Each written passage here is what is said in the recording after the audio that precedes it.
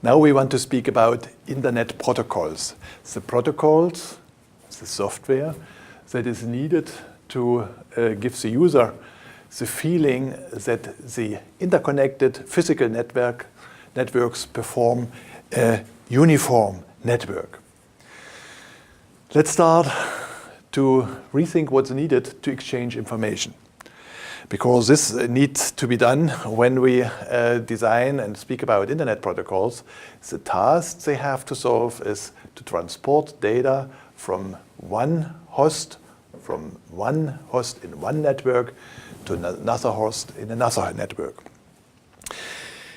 First, to organize this communication, it is necessary that each Internet participant has an own address.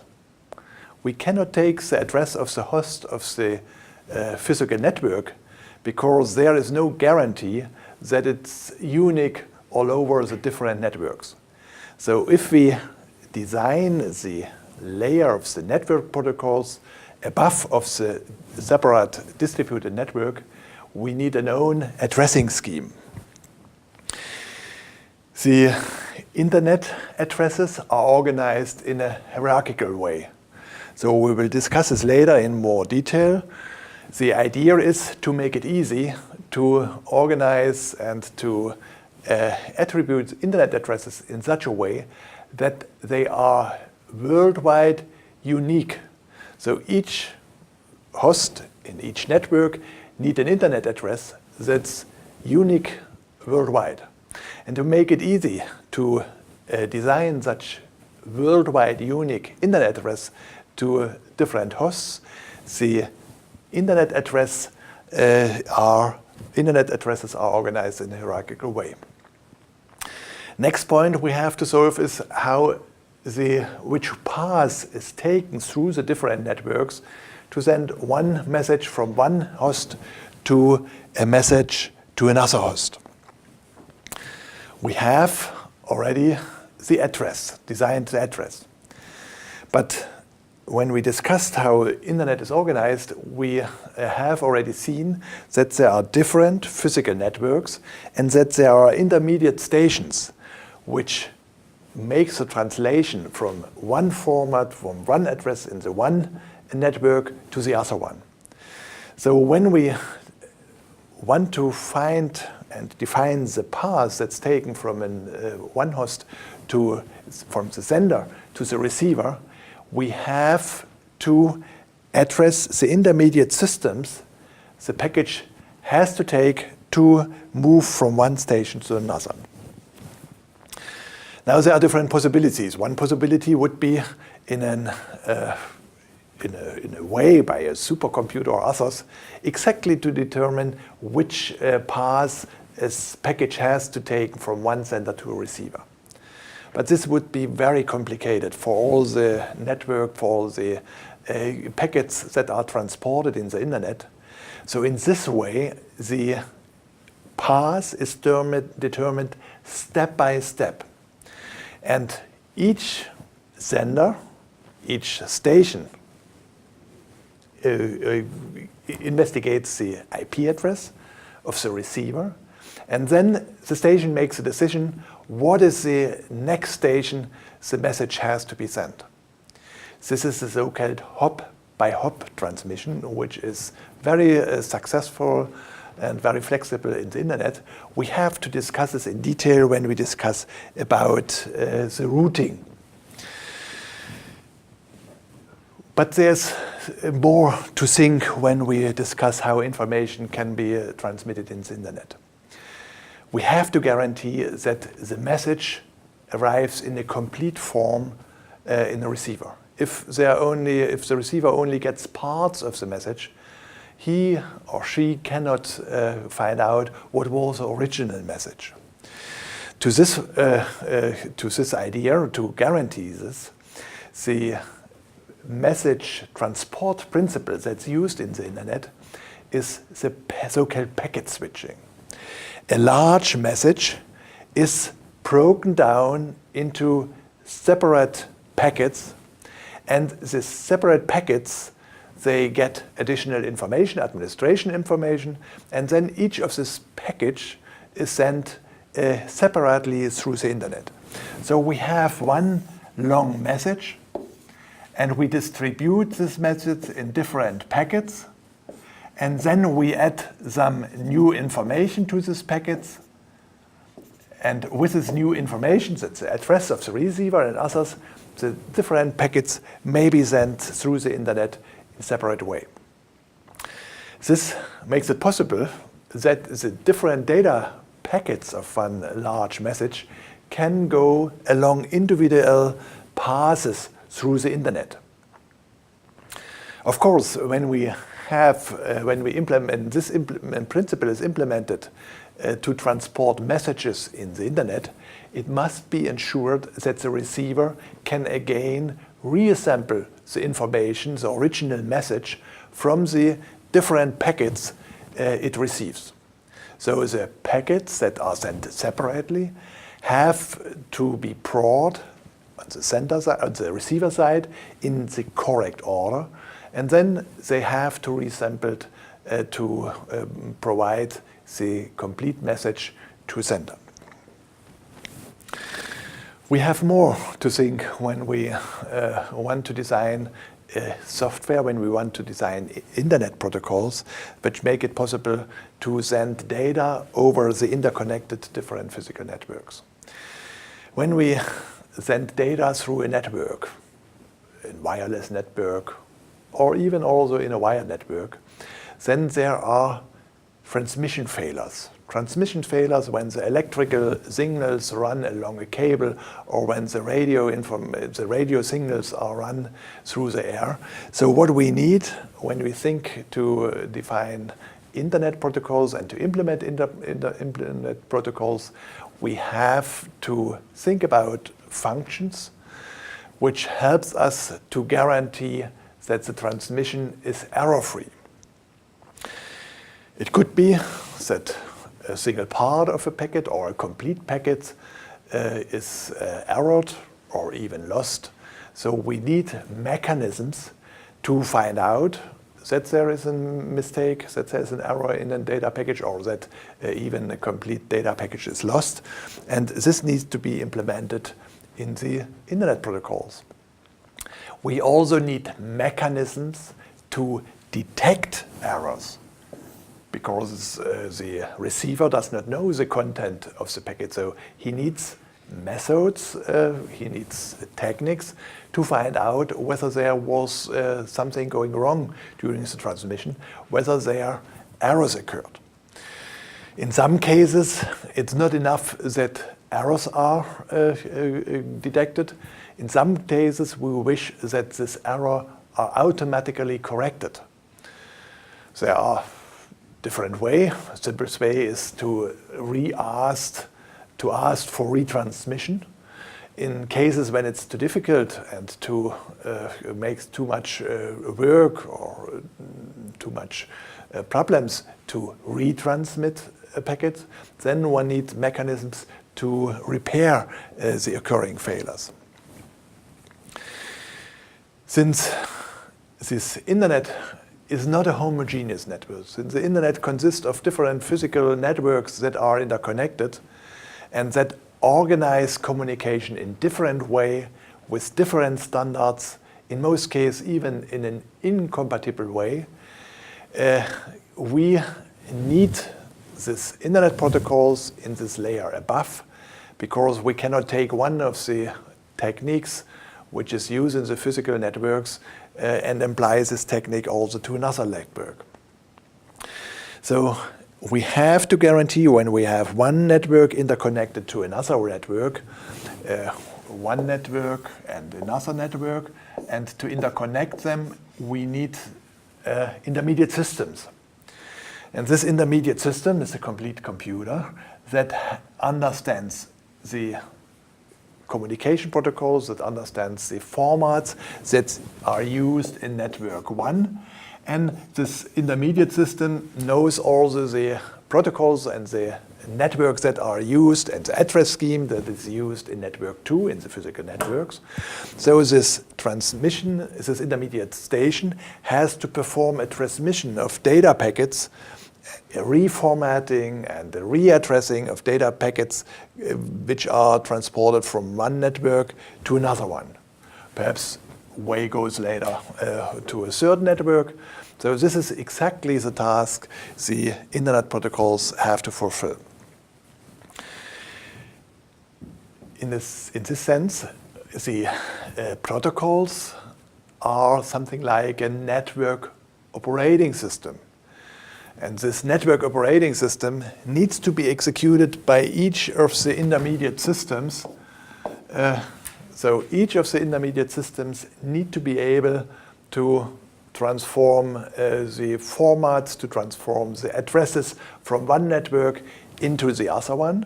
And each intermediate station has also been able to find out what is the next station the package has to be sent. And this information is revealed out of the internet address. Later we will discuss how it works in detail. Before we have to have a closer look to how to implement this internetworking protocols, how to implement this network operating system. And of course, the few remarks I made make it clear that it is an extremely complex task to organize such a communication.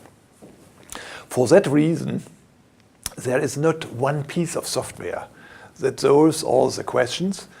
It is used the technique of divide and conquer. So-called layer models are in place, and the complex task of transmission, of communication, of organizing communication is divided into different smaller tasks that are performed in the following way. In this layer model, we have the idea there are different layers, that in the different layers, different tasks for different tasks are solved by piece of by a communication protocol, by a piece of software. On the very bottom, there are the physical signals to be exchanged. Signals, for example, radio signals by wireless networks, or electrical signals or optical signals. So this is solved this in the lowest level. Then on the next level, we have the problem is solved to convert digital data.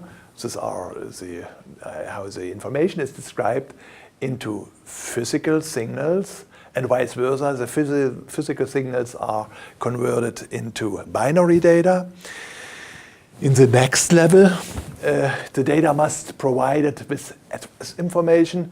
The data has to be packed into packages, and they have to be provided with address information, and also they have to provide it with some additional information that makes it possible later to reassemble these data packages.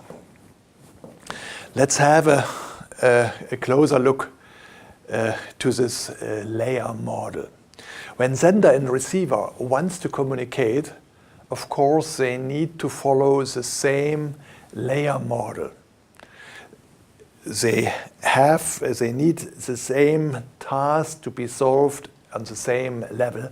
Otherwise, communication will not work, and it's not possible to organize it.